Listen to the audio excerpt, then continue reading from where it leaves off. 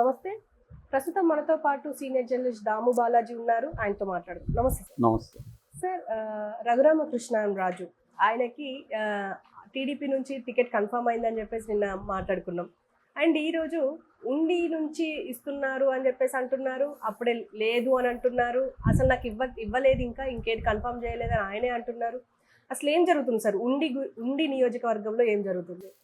ఉండి ఉందా ఓడిందా అని అందరూ అడుగుతున్నారు. ఎందుకు అడుగుతున్నారంటే రఘురామకృష్ణరాజుకు ఇది ఇచ్చారని నిన్న వార్తలు వచ్చింది, మనం కూడా చెప్పుకున్నాం కూడా, అందరూ కూడా చెప్పారు. తర్వాత ఏమో రఘురామకృష్ణరాజు మళ్ళీ మీడియాతో మాట్లాడుతూ నాకు ఉండి ఇస్తున్నట్టుగా చంద్రబాబు ఏం చెప్పలేదు, అట్లాగే ఇప్పుడు ఉన్న రామరాజు, ఆల్రెడీ రామరాజు అభ్యర్థి అక్కడ, మంతెన రామరాజు, ఆయన ఆల్రెడీ 2019లో ఆయన గెలిచాడు. సో సిట్టింగ్ ఎమ్మెల్యే మళ్ళీ ఆయనకే ఇచ్చారు. సో ఆయనకు కూడా నీకు లేదు అని కూడా చంద్రబాబు చెప్పలేదు. సో కాబట్టి చెప్పని దాన్ని మీరు ఇవ్వదలుచుకుంటే మీరు ఇచ్చేసుకోండి అని విలేకరుల మీద కూడా సెటైర్ వేశాడు. దాని తర్వాత ఇంకొక సెటైర్ రామరాజు మీద కూడా వేశాడు. ఈయన రామరాజు తాను గొడవ చేయమని తీసుకొచ్చిన వాళ్ళనే తానే ఓదార్చాడు అని కూడా ఆయన మీద కూడా సెటైర్ వేశాడు.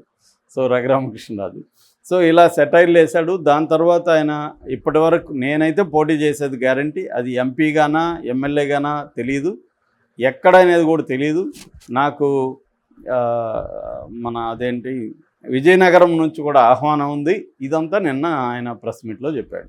అంటే బాటం లైన్ ఏంటంటే ఆయనకి ఇంకా ఉండి కన్ఫర్మ్ కాలే, కానీ ఉండి ఆయనకి ఇస్తున్నట్టు ఎందుకు వచ్చింది లీక్ వార్త, ఇంకొక ఊరి పేరు ఎందుకు రాలేదు అంటే ఏదో ఉంది కదా, పొగ వచ్చిందంటే ఎక్కడ నిప్పు ఉంది కదా. ఆ నిప్పు ఏంటంటే చంద్రబాబు నిన్న అక్కడ ఉన్న ఆయన వెళ్ళినప్పుడు అక్కడ అనేక మందితో అభ్యర్థులతో సమీక్షలు జరిపాడు.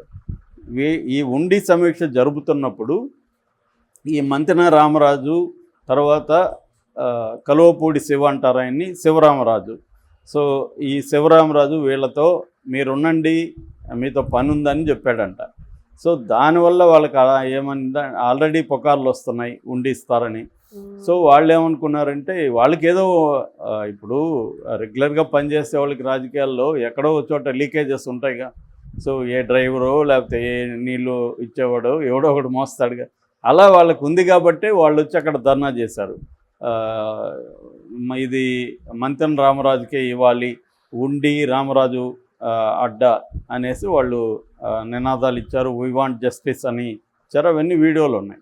సో దాని తర్వాత ఈయన మంతెన రామరాజు వెళ్ళి వాళ్ళతో ఇంకా కన్ఫామ్ కాలేదు, మీరు ఇప్పుడే ఆందోళన చేయకండి అని ఏదో సముదాయించినట్టుగా ఉంది. అంటే దానివల్ల ఏమన్నా ఆగాడా చంద్రబాబు? ఆల్రెడీ ఏంటంటే ఉండిలో ఇద్దరు రామరాజుల మధ్య గొడవలు ఉన్నాయి. మంతెన రామరాజు, కలువపూడి శివరామరాజు. ఆ శివరామరాజు గతంలో ఆయన అక్కడి నుంచి ఎమ్మెల్యేగా ఎన్నికయ్యాడు 2014లో. అయితే 2019లో ఆయన ఎంపీగా నర్సాపురం నుంచి కంటెస్ట్ చేశాడు. ఇతన్నేమో అక్కడ పెట్టారు, ఎవరిని, ఈ మంతెన రామరాజుని. సో ఇప్పుడు నర్సాపురంలో ఆయన ఓడిపోయాడు, మంతెన గెలిచాడు. ఇప్పుడు ఆయనకి మళ్ళీ నాకు ఎంపీ ఏమొద్దు, నాకు ఉండినే కావాలి, నేను ఎందుకంటే ఆల్రెడీ గెలిచాను. 2009లో ఆయన గెలిచాడు, 14లో గెలిచాడు, 2 సార్లు గెలిచాడు ఆయన. సో మళ్ళీ నేను అక్కడ నిలబడదామని ఆయన అనుకున్నాడు. కానీ ఆయనకి ఇవ్వకుండా ఆల్రెడీ సిట్టింగ్ ఎమ్మెల్యే ఉన్నాడు కాబట్టి మంతెన రామరాజుకి చంద్రబాబు ఇచ్చాడు. సో ఇప్పుడు ఆయన రెబల్గా ఉన్నాడు. సో శివరామరాజు రామరాజు రెబల్గా ఉంటాయి. ఇప్పుడు రఘురామరాజు రంగంలోకి వచ్చాడు. ఇదేంటంటే ఎందుకు దీని మీద ఎంత కాంపిటీషన్ ఉందంటే ఉండి అనేది బలమైన తెలుగుదేశం నియోజకవర్గం.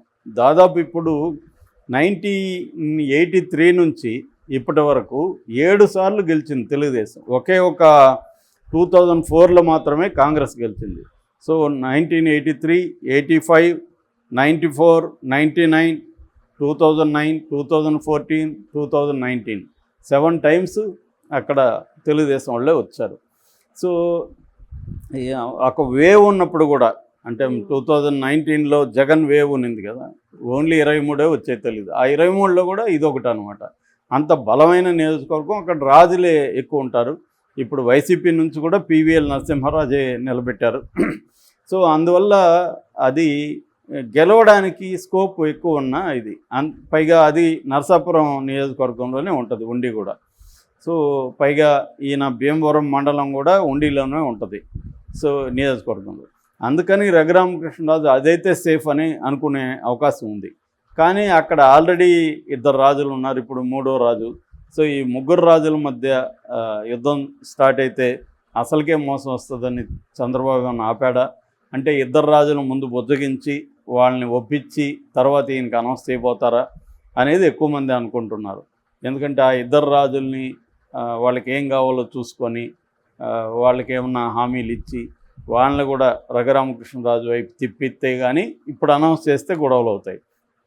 సో అది చేసినాక చేద్దామని హోల్డ్లో పెట్టినట్టుగా ఉంది. అందుకనే రఘురామరాజు విజయనగరం ఊరికే డైవర్ట్ చేయడానికి అది అంటున్నాడు, కానీ ఆయనకి ఉండినే ఇస్తారు.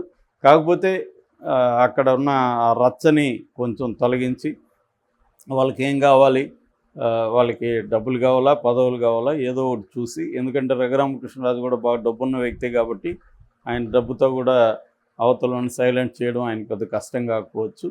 సో ఇది అందువల్ల అక్కడ హోల్డ్లో పెట్టారని చెప్తున్నారు అన్నమాట.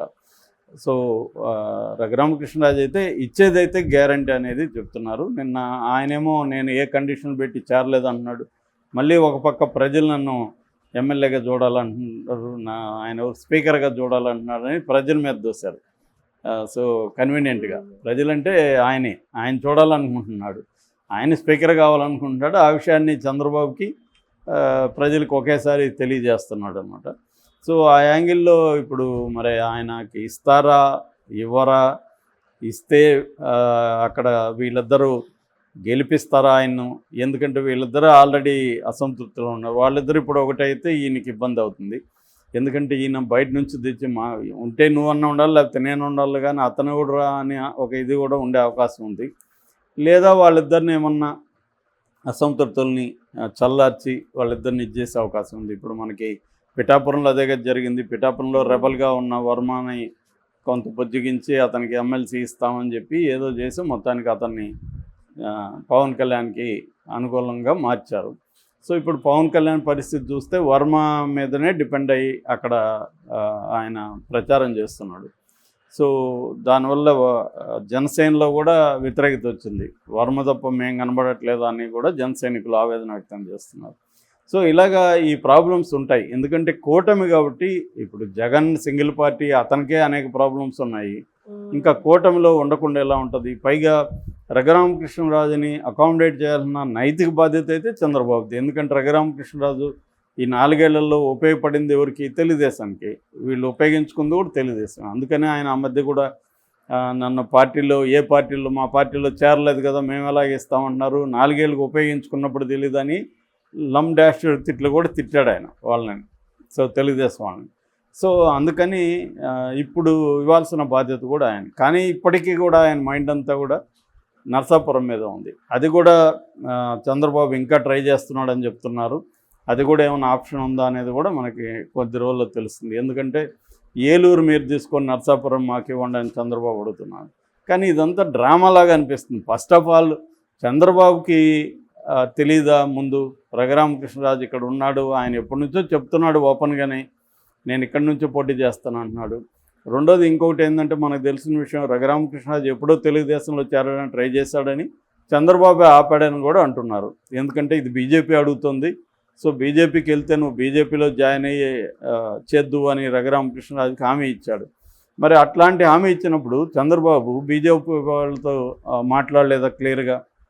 బాబు నేనైతే ఇది రఘురామకృష్ణరాజుకి ఇవ్వాలి, మీరు కూడా ఆయనకే ఇచ్చేటైతే మీకు ఇస్తాను, లేకపోతే ఇంకో చోట తీసుకోండి అని చెప్పచ్చు కదా. ఎందుకంటే ఇప్పుడు తనకి ఇష్టమైన వాళ్ళనే ఎంపీలుగా ఎమ్మెల్యేలుగా బీజేపీలో పెట్టగలిగాడు, జనసేనలో కూడా చంద్రబాబు పెట్టగలిగాడు.